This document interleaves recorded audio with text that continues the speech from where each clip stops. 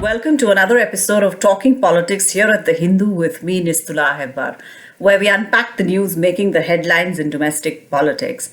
This week was a very newsy one, and it ended with the Election Commission of India finally declaring the dates and the timetable for assembly polls to be held in 5 states: Uttarakhand, Uttar Pradesh, Punjab, Manipur and Goa.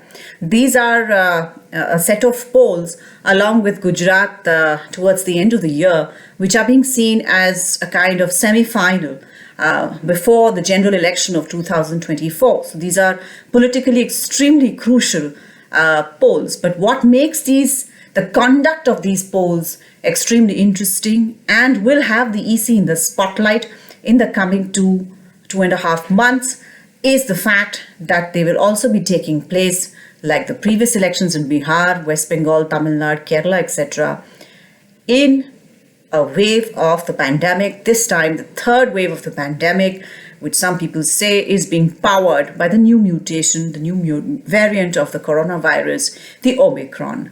So how is the EC going to conduct these polls? What has been our previous experience with this? And what new things has the EC come up with? And what are the questions that still remain with regard to the conduct of these polls will be the subject of this episode of Talking Politics. The Election Commission on Saturday afternoon declared the timetable for polls for 5 states, which are to be held between 10th of February, the first date of polling, and the results for which will be announced on March 10th. There will be 7 phases of polling in Uttar Pradesh, 2 phases in Manipur, and the other 3 states will have a single phase polling on February 14th. So this is like the bare bones of the timetable that was set up. Of course, there are dates of notification, dates of filing nomination, and the dates of withdrawal of nomination. All of that was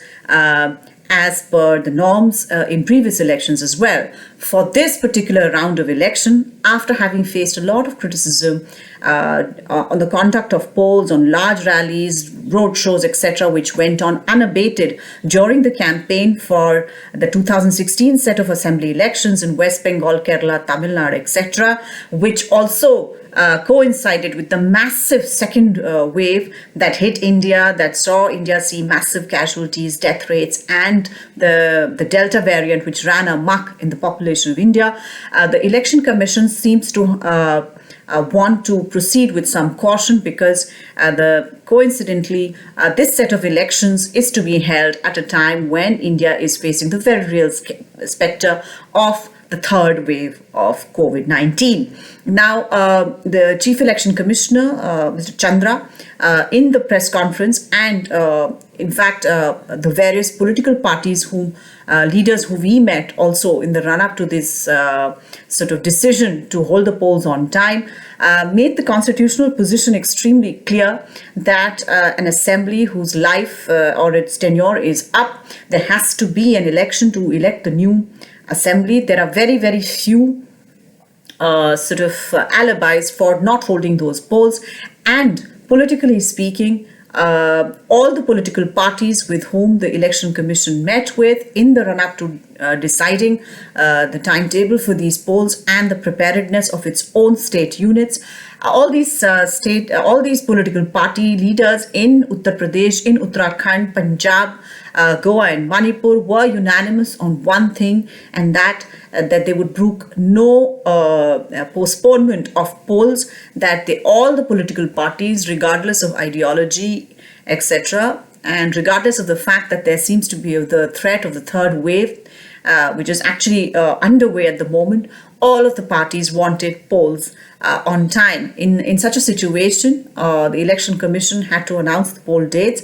They did so after lengthy consultations with the Health Ministry, modelling. They saw the kind of modelling of the number of cases that could happen going into the month of January and February when the third wave is expected to peak, etc. So the Election Commission came out with a set of rules. They said that at least till 15th of January, There would be no rallies, no roadshows, no large gatherings, and only door-to-door campaigning would be allowed, and that too with a maximum of 5 people.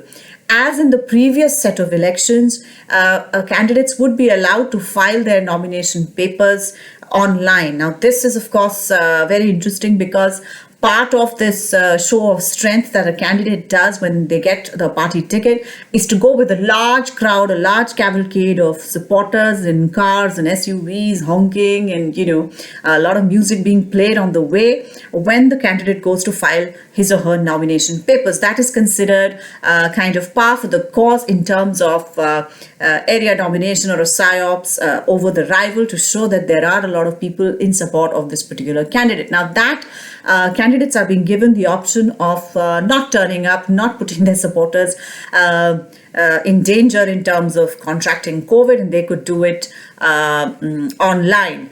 Expenditure, etc., also could be filed online.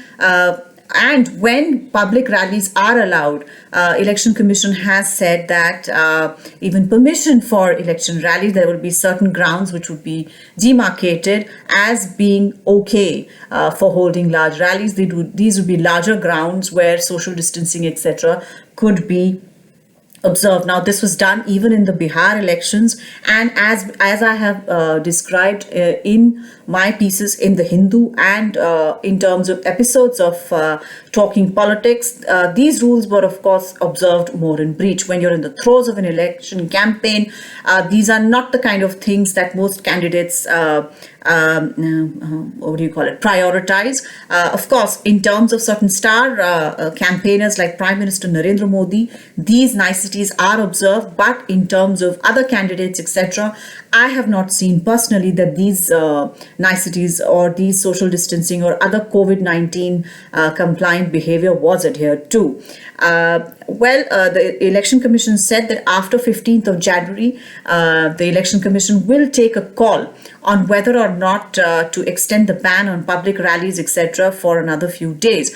Now, I had spoken to some political party leaders on the Election Commission's stipulation. So most are very comfortable with the fact that till 15 January, there would be no rallies, etc. Their reasoning was that the ban till 15th is fine because the last date for the first phase of polling is for withdrawal of nomination for the first phase of polling would be around 22nd of January. And till candidates are declared, anyway, rallies and road shows, etc., are not so much part of the campaign in terms of parties designing their campaigns around candidates, etc. So the parties were comfortable with the 15 January deadline. We don't know how comfortable they will be beyond that deadline. The Election Commission has also said that online campaigning would be allowed, and there are certain rules that they have mandated for this in terms of asking for permission, etc., and also the monitoring committee which looks at ads which are placed by political parties during elections in terms of the language and whether or not they are looking at a huge amount of sort of identity. They are emphasizing identity politics or using language that creates hate among communities, etc. That is the monitoring sort of cell that the Election Commission has during the elections. That would also be taking care of the online sort of campaigning. But there are many questions with regard to online campaigning and the regulation of that online campaigning, which anyway comes out when it comes to, say, online behavior apart from elections as well. I would like to kind of talk about some of these questions that I personally have with regard to online campaigning, and as somebody who has covered elections through for the last 20 years and also through the two waves that we've had of COVID-19. We had the Bihar elections during COVID-19's first wave, and we had West Bengal, Kerala, Tamil Nadu, and other states during the second wave of the COVID-19. So basically, the Model Code of Conduct says organizers of rallies have to take permission from the local administration and take help of the police on duty to deal with unruly elements. How does that work in an online event? What is the monitoring and enforcement mechanism for trolls and abusive users during a social media live? Will the social media company the platform providers be responsible? Will the Election Commission issue notices to social media handles which can be anonymous? And also, will the political party and candidate in question have to monitor and face the EC's actions when it comes to violations during online campaigning? The second issue that other political parties had, not so much me, was the differences in resources which is required to campaign online. Several parties have said that the BJP is the only party which has its organizational set pieces ready for an online campaign. It has prepared the ground for a large-scale online campaign. They have been campaigning online since the Bihar elections. They were, in fact, one of the first parties to have an online rally, etc. And the other parties are fearful that their lack of resources in this regard will work against them.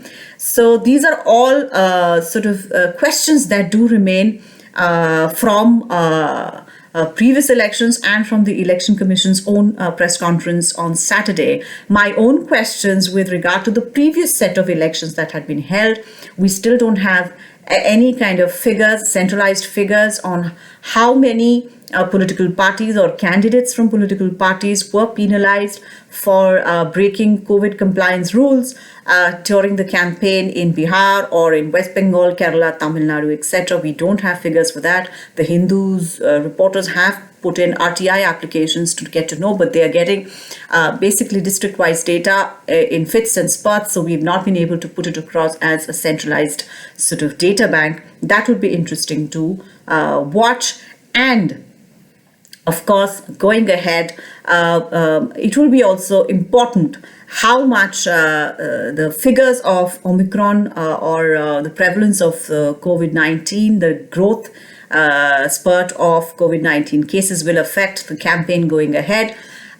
In one episode that I talked about in the midst of the second COVID-19 wave, and the elections that I had covered in the midst of the COVID-19 wave, I had said that the political parties need to get over their distrust of each other and sit alongside the Election Commission, work out a way where the exercise of our democratic rights does not affect our health and our well-being. That has very clearly not happened in the third election or third set of elections that we are going to see in the midst of the pandemic. Here is hoping for better days, and stay safe. I'll see you next week.